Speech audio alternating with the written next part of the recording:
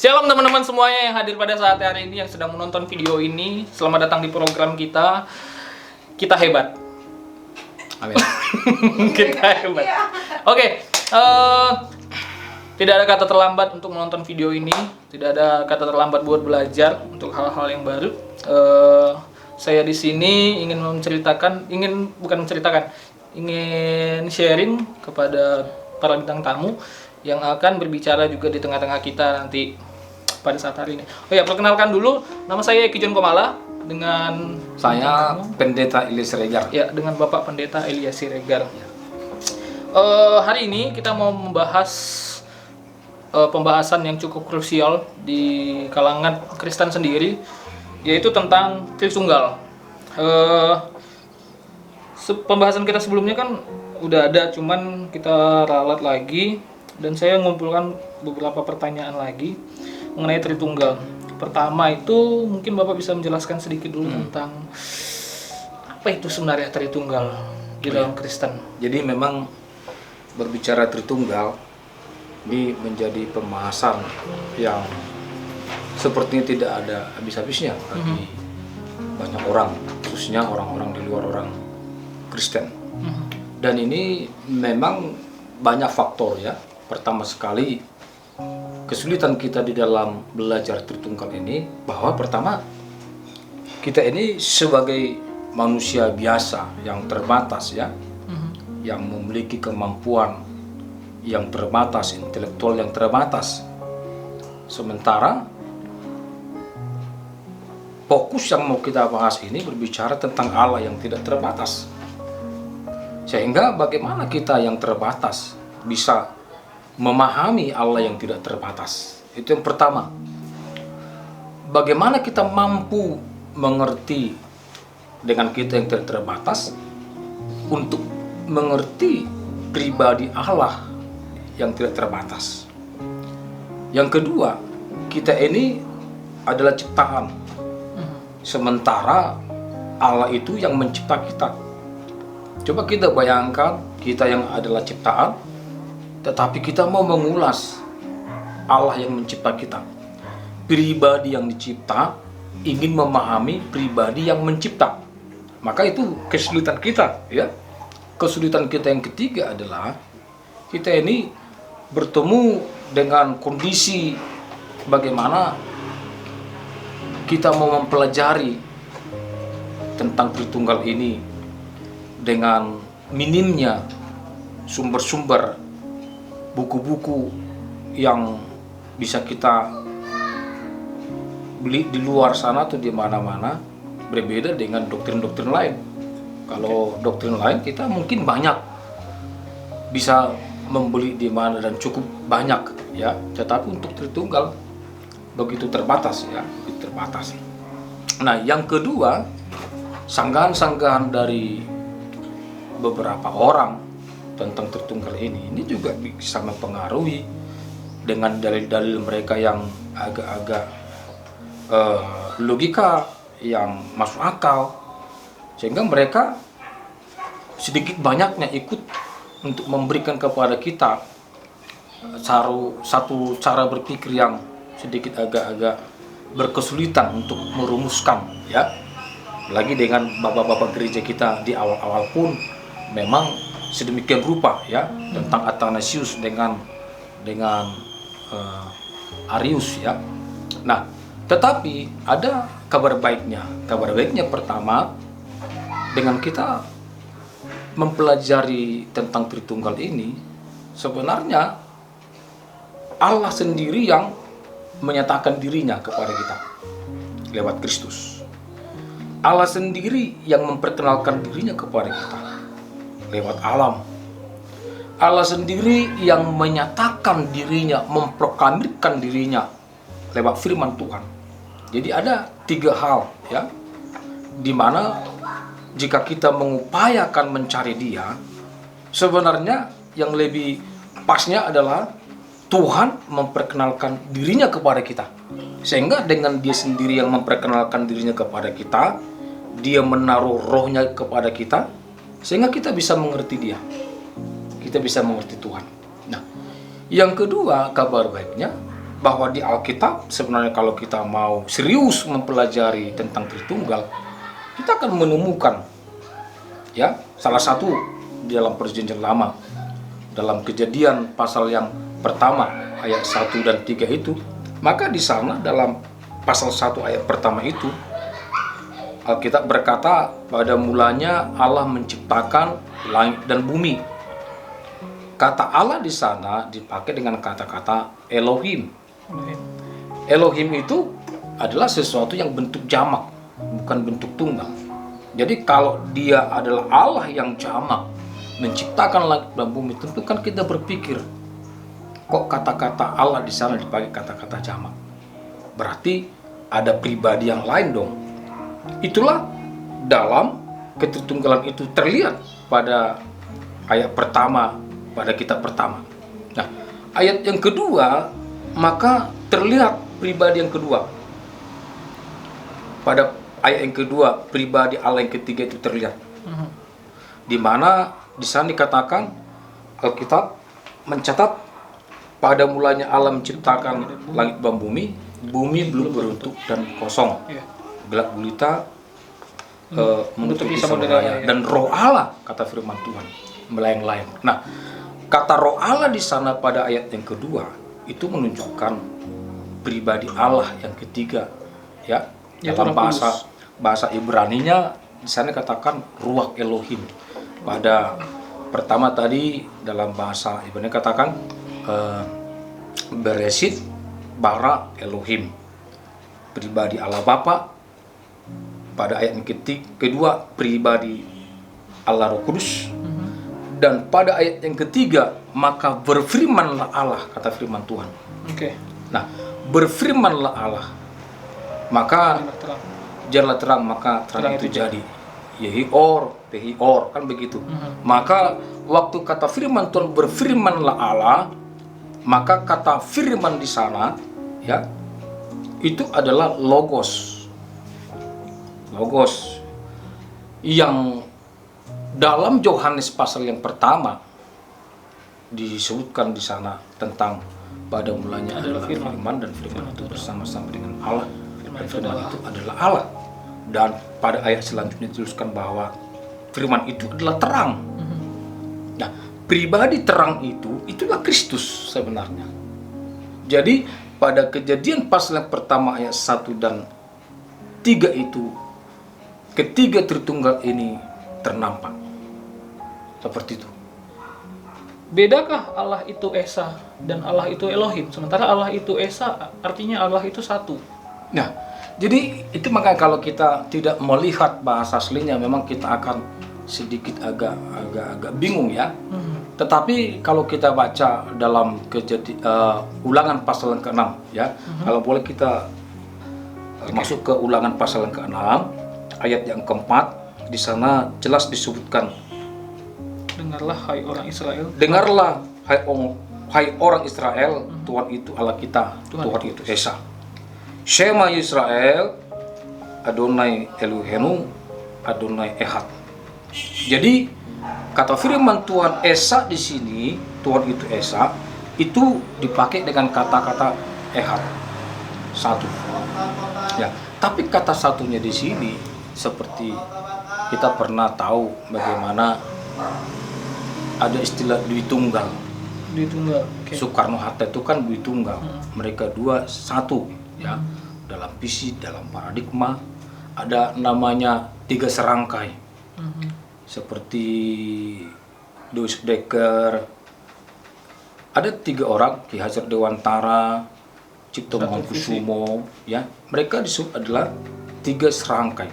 Nah, kata-kata serangkai di situ itulah disebut sebagai Esa itu. Jadi kata Esa di sini tidak menunjukkan bilangan satu seperti yang kita tahu selama ini, tetapi itu menunjukkan satu rumpun, satu ikatan, satu unity. Itu sama dengan, coba kita baca Kejadian pasal yang kedua ayat yang ke-24. Kejadian pasal yang kedua 2 ayat 24. ayat yang ke-24. Kalau boleh dibacakan, coba. Oke.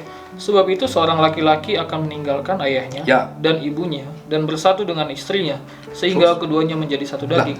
sehingga keduanya menjadi satu daging. Nah, kata-kata satu daging di sini itu juga kata-kata dalam bahasa Ibrani-nya disebut sebagai ehad.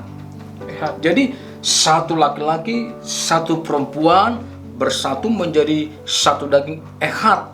Dalam terjemahan literalnya secara rupiah disebutkan di situ menjadi daging tunggal.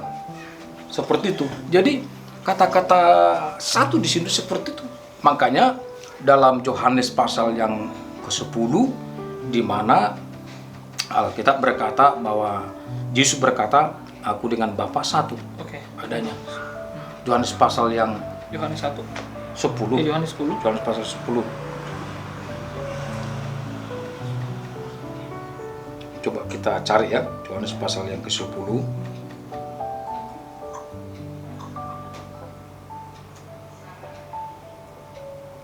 Kalau sudah menemukan bisa di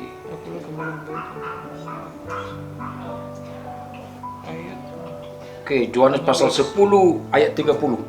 30. Aku dan Bapa adalah satu. Ini aku ini yang berkata Yesus, aku dan Bapa adalah satu. Artinya mereka itu satu, sama-sama Allah, satu esensi. Jadi Tritunggal ini seperti ini sebenarnya, bahwa ada 3 pribadi, tetapi dalam satu esensi. Nah, kalau kita memikirkan satu tambah satu tentu akan 3, kan begitu. Itu pola pikir kita yang dipengaruhi oleh kebendaan, materialisme, ya. Karena kita mengukur segala sesuatu dengan materi, sehingga kalau kita ukur satu bangku tambah satu bangku tentu 3 bangku. Tetapi kalau kita berbicara tentang Allah, kita tidak bisa berbicara tentang materialisme. Allah itu adalah roh. Bagaimana kita mau menghitung roh 1, roh 2, roh 3, roh 4, roh 5? Sehingga kata-kata Tritunggal di sana itu jelas terlihat dalam Perjanjian Lama, Kejadian pasal 1 ayat 1 sampai 3, Ulangan pasal yang ke-6 ayat yang ke-4, dan juga dalam Yohanes pasal yang 1 ayat 1 sampai seterusnya. Dan kalau kita baca, coba kita baca Yohanes pasal yang ke-17. Di situ jelas-jelas sekali tentang pribadi Allah Bapa dan Allah Anak. Yohanes 17. Yohanes pasal 17. Kita mulai dari ayat yang pertama. Begini kata firman Tuhan. Demikianlah kata Yesus. Lalu ia menengadah ke langit dan berkata, Bapa, telah tiba saatnya, permuliakanlah anakmu, supaya anakmu mempermuliakan engkau. Ini merupakan satu kata balance, ya, antara Bapa dan anak, anak dan Bapa. Jika Bapa mempermuliakan anak, anak mempermuliakan Bapa. Dan anak mempermuliakan Bapa, maka Bapa mempermuliakan anak. Bagaimana mungkin anak meminta sedemikian kepada Bapa jika kapasitas anak tidak seperti Bapa? Masa Allah mempermuliakan manusia biasa? Tentu tidak. Tetapi karena Yesus itu adalah Allah, sehingga ada satu keseimbangan, ya, mempermuliakan. Dan bukti bahwa Yesus juga adalah Allah, kita lihat pada ayat yang kelima, Yohanes pasal 17 ayat kelima. Di sana dikatakan seperti ini. Oleh sebab itu, ya Bapa, permuliakanlah aku padamu sendiri dengan kemuliaan yang kumiliki di hadiratmu sebelum dunia ada. Jadi ternyata kemuliaan Allah itu sudah ada jauh sebelum dunia ada. Nah, kalau dia manusia biasa, bagaimana mungkin dia sudah ada sebelum dunia ada, padahal dia ada pada abad pertama. Seperti itu. Jadi dia itu sebenarnya adalah Allah. Sehingga dalam kitab Ayub, dalam kitab Amsal, dalam kitab-kitab yang lainnya jelas, ya. Dalam kitab Yesaya telah tiba lahir seorang anak bagi kita, namanya Yesus penasihat ajaib, Allah yang perkasa. Coba, nama seorang anak tetapi dia disebut sebagai Allah yang perkasa.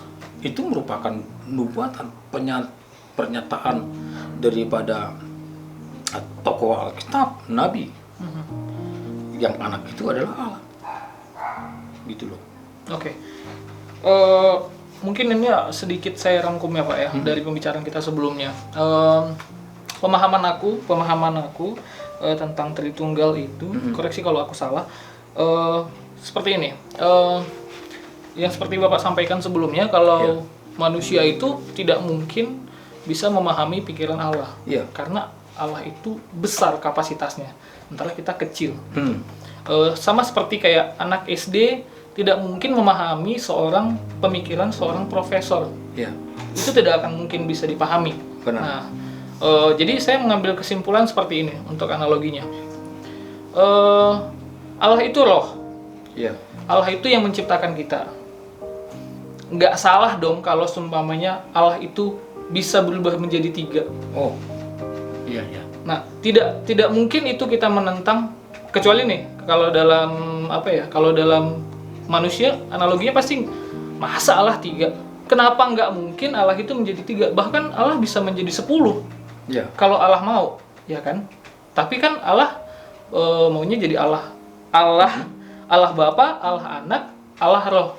Yang 3 ini. Jadi menurut saya untuk orang-orang yang mungkin nonton video ini, salahkah aku ngambil analogi seperti itu? Kalau ya udah, Allah itu besar. Ya kalau memang dia 3, ya kamu percaya aja ketiga-tiganya.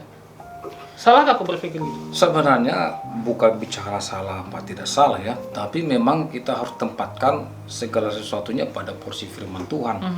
Nah, kalau saya katakan tadi bahwa Allah itu adalah roh, kita juga akan bisa membuat rumusan-rumusan secara materi kepada Allah yang adalah roh. Ya. Jadi kalau umpamanya, kalau begitu ada pertanyaan nanti, kenapa enggak 4, 5, 6, kenapa harus Tritunggal? Nah, faktanya memang yang dicatat di Alkitab itu 3, bukan 4. Apa dicatat di? Ada kan, berarti tapi memang disebutkan Allah, Anak, sama seperti Roh Kudus. ini. Kita baca ya dalam Injil Matius pasal yang ketiga. Matius ketiga. Yang nampak yang terlihat di Alkitab itu 3 ya. Matius pasal 3 ayat 16 dan 17. Begini firman Tuhan. Sesudah dibaptis, Yesus segera keluar dari air, dan pada waktu itu juga langit terbuka dan ia melihat Roh Allah, dan Roh Allah seperti burung merpati turun ke atasnya. Lalu terdengarlah suara dari sorga yang mengatakan, inilah anakku yang kukasihi, kepadanya lah aku berkenan. Jadi Matius pasal 3 ini ayat 16 dan 17, pribadi ketiga itu muncul nampak. Tidak ada pribadi yang lain di samping yang 3 ini. Sehingga kalau Alkitab hanya menyatakan 3, kita tidak boleh tambah-tambah. Memang Allah berdaulat, berkuasa, dia maha melakukan apapun, dia mampu lakukan. Itu sebabnya kalau umpamanya ada orang berkata, bagaimana ya Allah bisa menjadi manusia biasa, masuk dalam rahim Maria? Maka jawabannya adalah dia Allah, dia berkuasa, dia berdaulat. Semua dia bisa kerjakan. Tetapi sering sekali kita sering membuat pernyataan-pernyataan yang membuat orang menjadi bingung. Seperti ini, seperti yang pertanyaan saudara John tadi. Bagaimana Allah? Ya, Allah yang adalah manusia, Allah Bapa menjelma menjadi Yesus. Otomatis timbul pertanyaan, berarti surga kosong karena dia sudah menjelma menjadi Allah Anak. Nah, itulah yang sering sekali kita dengarkan ya, bahwa Allah Bapa berinkarnasi mengambil rupa sama seperti manusia ya, kenosis. Tetapi kalau umpamanya kita perhatikan, sebenarnya ya Allah Bapa tetap Allah Bapa, dan yang menjelma menjadi Yesus Kristus itu adalah Allah Anak. Kan tadi sudah dikatakan dalam Yohanes pasal 17 bahwa sebelum dunia dijadikan, kemuliaan dia sebagai Allah itu ada. Jadi yang menjelma sebagai Yesus Kristus dalam rupa manusia dan daging, yaitu adalah Allah Anak sendiri. Seperti itu. Saya sedikit bingung nih Pak, karena mungkin banyak orang yang memang bilang seperti itu kalau semuanya Iya. Allah. Masalahnya gini, kenapa Allah itu harus dibilang di situ Allah anak? Sebenarnya kan yang seperti saya sampaikan tadi, apakah tidak mungkin Tuhan mengkloning dirinya sendiri? Karena dia kan roh, Ya. atau dia yang menciptakan semua ini, dia menciptakan dunia ini. Sedangkan dia menciptakan dunia ini hanya dengan dia berkata. Harusnya tidak jadi masalah sama dia yang dia ada di sana dan dia ada di bumi. Maksud saya itu kenapa itu menjadi perdebatan? Kenapa itu menjadi perdebatan di kalangan kita sendiri? Ya, memang saya harus akui seperti saya katakan tadi, bagaimana keterbatasan kita itu katakanlah menginterpretasikan tentang Allah Tritunggal itu. Memang apa yang disampaikan oleh Saudara John tentang bagaimana mungkin Allah tentu dong bisa mengkloning diri sendiri, ya, mengkloning diri sendiri menjadi 2, menjadi 3, menjadi 4. Nah, ini sebenarnya dipengaruhi oleh seorang yang namanya paham Sabellianisme, ya. Paham Sabellianisme ini seperti itu dalam satu toko, dalam satu pentas, ya, dia memerankan 3 tokoh dengan memakai topeng, ya. Dia memerankan tokoh A, satu waktu dia juga memerankan tokoh B, dia juga memerankan tokoh C, sehingga dia hanya berganti-ganti topeng. Nah, itu paham Sabellianisme ini yang banyak, ya, banyak ada di gereja-gereja juga. Nah, yang saya tahu, ya, bahwa Allah Bapa itu Allah Bapa, ya. Allah Bapa mencipta, ya. Tetapi Allah Anak juga turut bekerja dengan Roh Kudus. Dan Allah Anak itu adalah menebus dosa manusia. Dan Allah Anak yang menebus dosa manusia ini bukan Allah Bapa, tetapi harus Allah Anak. Tetapi dalam penebusan itu Allah Bapa turut bekerja, Roh Kudus juga turut bekerja. Dan Roh Kudus itu dalam Yohanes adalah satu pribadi Allah yang ketiga yang mewahyukan setiap orang untuk boleh mengerti firman Tuhan, menuliskan firman Tuhan, untuk boleh memahami firman Tuhan. Tetapi Allah Bapa juga turut bekerja, Allah Anak juga turut bekerja. Bagaimana supaya orang-orang juga bisa memahami firman Tuhan. Tetapi yang menjadi pekerjaan utama untuk mewahyukan daripada firman itu adalah Roh Kudus. Ya. Kalau kita baca dalam 2 Timotius 3 ayat 16, ya, itu jelas sekali bagaimana Roh Kudus bekerja untuk boleh mengilhami, ya, memberikan pencerahan, iluminasi kepada setiap orang untuk menuliskan firman Tuhan, kebenaran. Tetapi Allah Anak juga ikut bekerja. Nah, tetapi fokus daripada pekerjaan-pekerjaan itu ada bagian-bagian mereka masing-masing, seperti itu. Nah, kalau bicara cloning seperti itu, ya itu sah-sah saja, ya boleh-boleh saja. Tetapi saya lebih cenderung kepada apa yang saya katakan tadi. Allah Bapa, ya Allah Bapa. Allah Anak, ya Allah Anak. Allah Roh Kudus, ya Allah Roh Kudus. Yang ketiga ini adalah Esa. Dan yang ketiga ini dari semenjak dunia belum diciptakan mereka bertiga sudah ada. Yes. Coba dibaca deh. Kejadian 1 ayat 26. Oke, sebentar. Coba. Kejadian 1 Kejadian 1 ayat 26.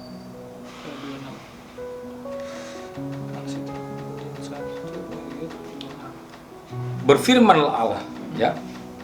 Baiklah kita menjadikan manusia menurut gambar dan rupa kita, supaya mereka berkuasa atas ikan-ikan di laut dan burung-burung di udara dan atas ternak dan atas seluruh bumi dan atas segala binatang melata yang merayap di bumi. Baiklah kita, kata kita di sana jelas itu jamak, ya, tidak tunggal, jelas itu jamak. Dan kalau umpamanya berkata baiklah kita, banyak penafsir-penafsir berkata bahwa kata kita di sana yang disamakan oleh Allah itu sebenarnya bukan kepada Tritunggal, tapi itu kepada malaikat-malaikat dan juga kepada makhluk-makhluk surgawi yang lainnya. Tapi kalau saya menilai kata kita di sana itu equal, ya. Jadi mereka tidak ada yang lebih tinggi, tidak ada yang lebih superior, tidak ada yang lebih rendah. Nah, kalau malaikat jelas itu ciptaan. Iya. Bagaimana mungkin ciptaan dengan pencipta bisa equal? Tetapi kata kita di sana itu adalah Allah Bapa, Allah Anak, Allah Roh Kudus. Oke. Seperti itu. Oke, jadi mungkin gini ya. Ini mungkin buat teman-teman yang nonton video ini dan yang masih mempertanyakan mungkin tentang kealahan Allah sendiri, dan yang mempertanyakan tadi pertanyaan yang menarik yang sering dipertanyakan, kalau semuanya Allah yang di surga turun menjadi manusia dan berarti yang di surga kosong. Itu menurut saya pemikiran yang sempit ya. Dan banyak orang bertanya. Iya, dan itu kalangan orang yang tahu atau kalangan orang yang tidak tahu. Biasanya sih orang-orang yang mencoba mencari-cari celah untuk menjatuhkan kekristenan, Oke. komentar seperti itu. Oke. Jadi kan gini, seperti yang dibilang tadi sama Bapak tadi kan, kalau Allah itu Esa Allah itu luar biasa. Nggak ada yang nggak mungkin sama ya Allah sendiri. Akan sangat cetek pemikiran kita kalau berpikiran, oh Allah turun dari sorga, berarti di sorga kosong. Berarti kalau semuanya seperti itu bukan Allah dong. Tapi Allah itu bisa, seperti yang Bapak bilang sebelumnya, omnipresent. Ya kan? Omnipresent. Kita bisa berdoa sekarang, mamanya Allah, apakah Allah sekarang tidak ada di sini? Ada dong. Kenapa tidak? Ya Allah menyerupai dalam Roh Kudus. Allah Maha Hadir. Allah Maha Hadir. Begitu kan, Pak. Jadi mungkin buat teman-teman yang masih meragukan tentang kealahan Tritunggal itu, mungkin nanti komen-komen aja ya, kita sharing-sharing di bawah, mungkin ada pertanyaan-pertanyaan yang lain. Oke, mungkin ada closing ini Pak? Ya, yang pasti bahwa ada beberapa prinsip dasar ya supaya kita mengerti tentang Allah ini. Yang pertama sekali, prinsip dasarnya ini juga menjadi prinsip kita percaya bahwa Yesus itu adalah Allah. Yang pertama, Allah itu adalah pencipta, ya. Dia itu omnipresent juga. Dan Allah itu adalah Allah yang karena dia pencipta langit dan bumi, dia itu layak menerima penyembahan. Sehingga setiap orang yang menerima penyembahan itu, itulah yang dikategorikan sebagai Allah. Dan kita tahu sepanjang Alkitab bagaimana Thomas juga berkata, bagaimana Yesus juga berkata sewaktu dia mau membasuh daripada murid-murid, dia berkata, aku adalah Tuhan dan gurumu, maka sebagaimana aku berbuat, maka kau juga berbuat demikian. Beberapa penyembahan juga dialamatkan kepada Yesus, dia tidak pernah tolak, karena memang dia layak menerima. Bahkan kepada bangsa Israel dan kepada ahli-ahli Taurat, dia pernah suatu kali berkata bahwa dia sudah ada jauh sebelum Abraham ada.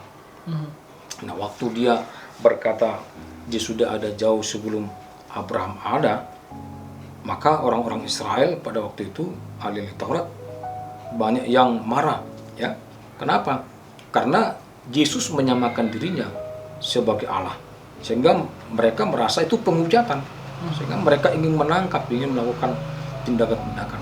Nah, oleh sebab itu kita tidak perlu lagi meragukan tentang Tritunggal ini. Ini Tritunggal adalah Alkitabiah, sehingga kalau ada orang yang mulai ragu dengan kata Tritunggal ini, maka dia harus melihat, meneliti Alkitab, dan Alkitab dengan jelas berkata, ya. Saya ambil Matius pasal 28, di mana ayat 19 dikatakan seperti ini. Karena itu pergilah, jadikanlah semua bangsa muridku, dan baptislah mereka dalam nama, pertama Bapa, yang kedua Anak, yang ketiga Roh Kudus. Jadi Alkitab dengan tegas menyatakan bahwa setiap orang akan dibaptis dengan ketiga nama ini. Jadi harapan saya kepada setiap orang yang mendengarkan video ini, bahwa Alkitab dengan jelas berkata khususnya Yesus yang berkata dalam Matius pasal yang ke-28 ayat 19, di mana Yesus berkata, karena itu pergilah, jadikanlah semua bangsa muridku dan baptislah mereka dalam nama Bapa dan Anak dan Roh Kudus. Jadi firman Tuhan dengan jelas berkata, ketiga pribadi ini kita membaptis mereka dalam ketiga pribadi. Kenapa tiga pribadi ini? Karena ketiga pribadi inilah adalah Allah Tritunggal itu, Bapa, Anak dan Roh Kudus. Dan mereka inilah yang disebutkan sebagai tiga pribadi dalam satu esensi. Seperti itu. Oke. Jadi buat teman-teman yang stop lah, maksud saya itu stop lah memperdebatkan hal-hal yang sudah fix di Alkitab gitu. Percaya aja apa yang kamu percayai selama ini. Dan mungkin buat teman-teman yang masih belum percaya, cari orang-orang yang kamu percayai, mentor-mentor mungkin, atau orang-orang Kristen yang ada di dekat kamu, belajar. Karena seperti yang disampaikan tadi, jadikanlah semua bangsa muridku. Kata-kata murid itu berarti seorang pelajar, seorang yang mau belajar dan yang mau diajar. Jadi jangan memperdebatkan hal yang sudah pasti gitu. Kita masih banyak lagi perdebatan yang harus kita perdebatkan selain ini. Ya kan, Pak? Benar. Oke, terima kasih dan jangan lupa komen kalau masih banyak pertanyaan tentang Tritunggal. Mungkin pembahasan lain kita akan bahas. Jangan lupa like juga dan jangan lupa subscribe. Terima kasih. Tuhan Yesus memberkati. Haleluya.